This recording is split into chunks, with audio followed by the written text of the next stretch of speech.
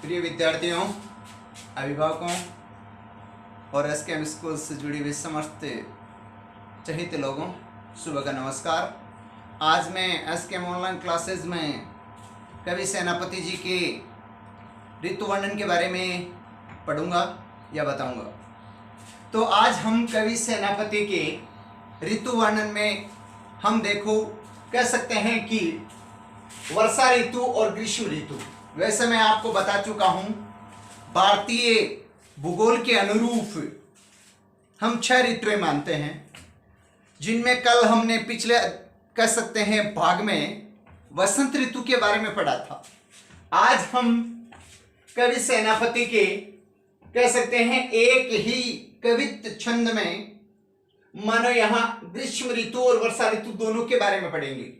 तो देखो, कवि सेनापति को मैं पहले भी बता चुका हूं कि श्लेष अलंकार का मार्मिक चित्रण करने के कारण कह सकते हैं श्लेष अलंकार का मार्मिक चित्रण करने में माहिर, श्लेष संप्रदाय का अनुसरण करने वाले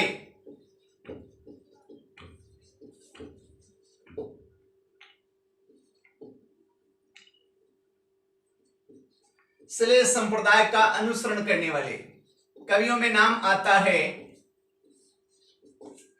किसका आता है? कवि सेनापति का। तो देखो, आज हम कवि सेनापति के ऋतु वर्णन शीर्षक से जो यहां लिखा है, इसमें एक ही चरण में पहले जैसे मान लो हम वर्षा ऋतु के बारे में पढ़ेंगे। देखो, यहां एक ही शब्द के अनेक अर्थ निकलने के कारण आपको मैं पहले भी बता चुका हूं श्लेष अलंकार होता है। तो आज हम सबसे पहले इसी पद में अर्थात इसी कवित्व में जो कवि छंद में आपको पहले बता चुका हूं,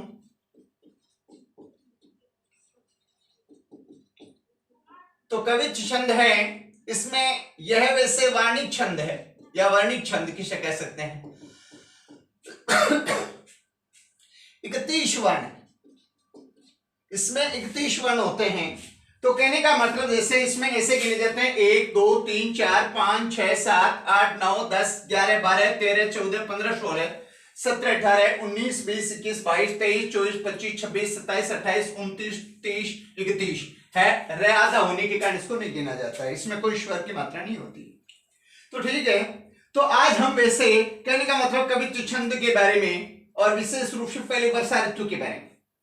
यहां कवि सेनापति ने देखे स्थिति अंबर जले सारी ओर छोड़। कवि सेनापति ग्रीष्म ऋतु और वर्षा ऋतु का दोनों का वर्णन किया। पहले हम वर्षा ऋतु के बारे में जानेंगे। कवि सेनापति कहते हैं चिति यानी धरती,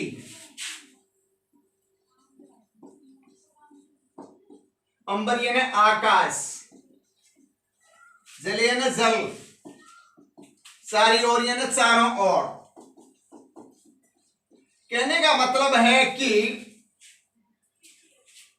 कवि सेनापति कह रहे हैं कि जब ग्रीष्म यानी वर्षा ऋतु आती है, उस समय चारों तरफ से आसमान में बादल उमड़ उमड़ कर आते हैं, अर्थात बादलों की घटाएं आती हैं। चारों ओर से धरती और आसमान या आकाश में जल ही जल दिखाई देता है, अर्थात चारों तरफ से जल बरसता है। चाहे धरती पर देखो तो भी अथाह जल दिखाई देता है, और साथ ही साथ आसमान में भी बादल जल से भरे हुए मानो हवा में तैरते हुए दिखाई देते हैं। तो कह सकते हैं कि वर्षा ऋतु में कवि सेनापति कहते हैं कि चाहे धरती हो या आकाश हो, चारों तरफ जल ही जल दिखाई देता है। कहने का मतलब जल ही जल, जल कह सकते हैं चारों तरफ। फिर देखो, तीन तरवर, तीन यानी तिनका,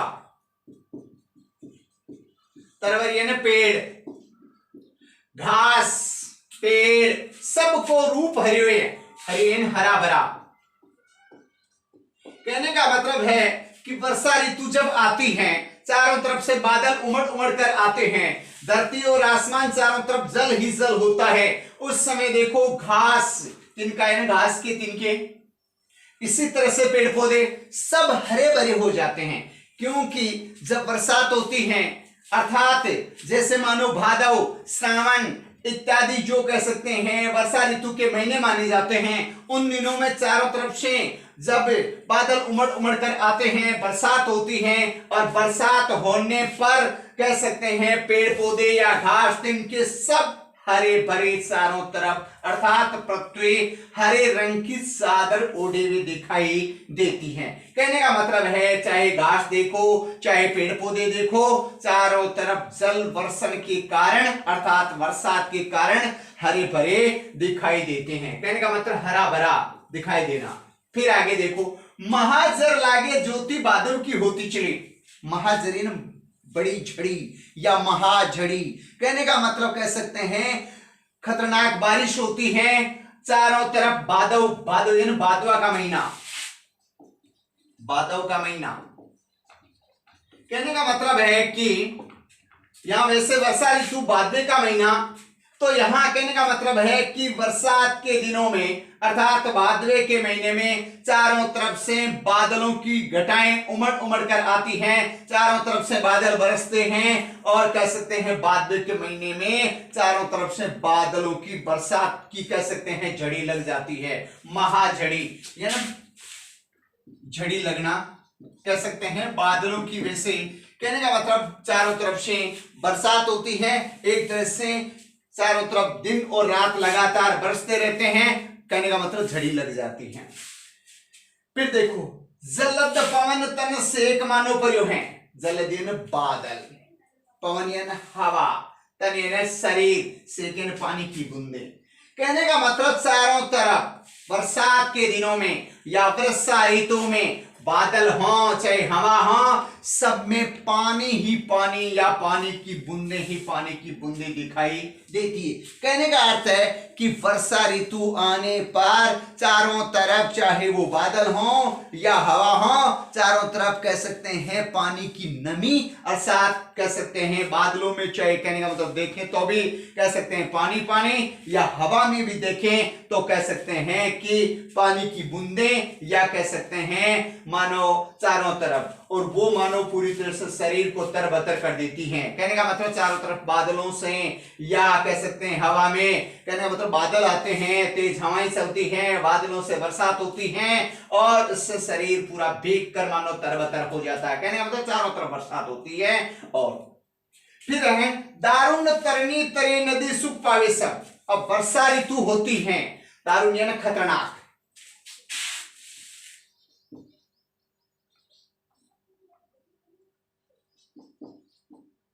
तरणीय ने यहां कह सकते हैं नाव। तो जब लोग, कहने का मतलब है बरसात होती है, बाढ़ की सी हालात हो जाती है, भूमि जलमग्न सी हो जाती है, कहने का मतलब चारों तरफ खतरनाक बारिश होती है, तो लोग बचने के लिए, सुख पाने के लिए, या नदियों के उफान से बचने के लिए, या कह सकते हैं एक स्थान से दूसरे स्थान पर जाने के लिए लोग किसका प्रयोग करते हैं, किसका उपयोग करते हैं, नाव का उपयोग करते हैं। कहने का मतलब चारों तरफ खतरनाक बारिश होती है, धरती पर जलमग्न की स्थिति आ जाती है, नदियां उफान की स्थिति में आ जाती हैं, और लोग बचने के लिए नदियों में तैरने के लिए कह सकते हैं नाव का प्रयोग करके एक स्थान से सुरक्षित दूसरे स्थान पर सुरक्षित जाने का प्रयास करते हैं। श्री गण चाहे चाहे वो चित्त दरियो है। अब चारों तरफ बादलों की गणेन पर बादल, गणेन बादल, कहने का मतलब चारों तरफ बादलों की छाया हो जाती है। कहने का मतलब चारों तरफ आसमान घनी घटाओं से उमड़ उमड़ कर जो आने वाली है, उससे कह सकते हैं कि मानो चारों तरफ ढका रहता है आसमान, और उससे कहने का मतलब चारों तरफ छाया ही छाया हो जाती है। क्योंकि जब बादल उमड़ उमड़ कर आते हैं, सूर्य देवता के सामने भी कह सकते हैं बादल आ जाते हैं, और उस समय कह सकते हैं भूमि पर एक तरह से बादलों की घनी छाया सी हो जाती है, और लोगों को कह सकते हैं उस छाया से शांति की प्राप्ति या चित्त मन में कुछ कह सकते हैं एक तरह से मन में चित्त धारण, कहने का मतलब चित्त का अर्थ होता है मन में, कहने का मतलब लोग बादलों की कह सकते हैं छाया में लोग रहते हैं, चित्त को शांति प्राप्त करते हैं। दरियो धारण करना अर्थात बादलों से कहने का मतलब चारों तरफ से बरसात हो जाती है, साथ ही साथ घनी बादलों की छाया भी हो जाती है और लोग अपने मन में कह सकते हैं, चित्त में कह सकते हैं, एक तरह से कह सकते हैं बादलों की छाया के नीचे कह सकते हैं सुख की प्राप्ति करते हैं। अब देखो यहाँ कवि क्या करे हैं, देखो चतुराई सेनापति की कविताई कीजिए। देखो कवि सेनापति की चतुराई देखो, होशियारी देखो, एक ही शब्द में दो तरह के अर्थ या अनेक तरह के अर्थ निकालकर कवि सेनापति ने कह सकते हैं कि मानो यहाँ एक तरह से चतुराई दिखाई है। देखो चतुराई सेनापति कविताई कीजूं, कवि सेनापति ने कहने का मतलब चतुराई किस तरह से दिखाई है, किस तरह से होशियारी दिखाई है कि एक शब्द के अनेक अर्थ निकालकर उसका दूसरे अर्थ में भी प्रयोग किए हैं और दूसरे अर्थ में भी कह सकते हैं। एक तरफ उन्होंने वर्षा ऋतु का और एक तरफ उन्होंने ग्रीष्म ऋतु का। तो पहले अभी हम कह सकते हैं कि वर्षा ऋतु के बारे में पढ़ रहे हैं, तो कवि सेनापति की चतुराई देखो कि अपनी कविता की चतुराई देखो कि उन्होंने ग्रीष्म विषम वर्षा के सम करे हैं। ग्रीष्म यानी गर्मी, विषम यानी खतरनाक, खतरनाक गर्मी को वर्षा में रूपांतरित कर दिए हैं और खतरनाक वर्षा को भी ग्रीष्म ऋतु में परिवर्तित करे दिया है। कहने का मतलब समय न समान, अर्थात ग्रीष्म ऋतु को वर्षा ऋतु के समान वर्षा दिए यानी दिखा दिए हैं और कह सकते हैं वर्षा ऋतु को ग्रीष्म ऋतु के समान दर्शा दिए हैं। कहने का मतलब ये कवि सेनापति की चतुराई है कि एक ही शब्द में तरह तरह के अर्थ निकालकर, जैसे मानो कभी उन्होंने वर्षा ऋतु का वर्णन किया है तो कभी उन्होंने ग्रीष्म ऋतु का वर्णन किया है। तो यहाँ पर कह सकते हैं एक ही शब्द में अनेक अर्थ निकलने के कारण कह सकते हैं यहाँ इस कह सकते हैं कवित्व में कौन सा अलंकार है, श्लेष अलंकार है। और वैसे कह सकते हैं इसमें अनुप्रास है, इसी प्रकार से रूपक हैं, इसी प्रकार से उत्प्रेक्षा हैं। तो कहने का मतलब अनेक छंदों का प्रयोग, तो वैसे कह सकते हैं। और यहां पूरी तरह से यह भी कह सकते हैं कि प्रकृति का सुंदर चित्रण, प्राकृतिक सौंदर्य से परिपूर्ण चित्रण, यानी प्रकृति का बहुत ही अच्छा सुंदर चित्रण किया है।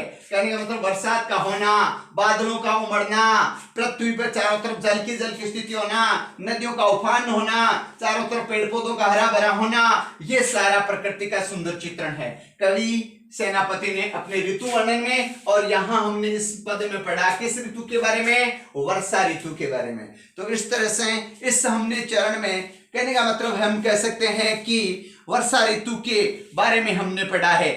तो अब हम इसके बारे में हम कह सकते हैं, अब इसी चरण में इसी कवित्व में हम ग्रीष्म ऋतु के बारे में भी जानेंगे। इसी पद में कह सकते हैं ग्रीष्म ऋतु के बारे में जानने की पूरी कोशिश करेंगे।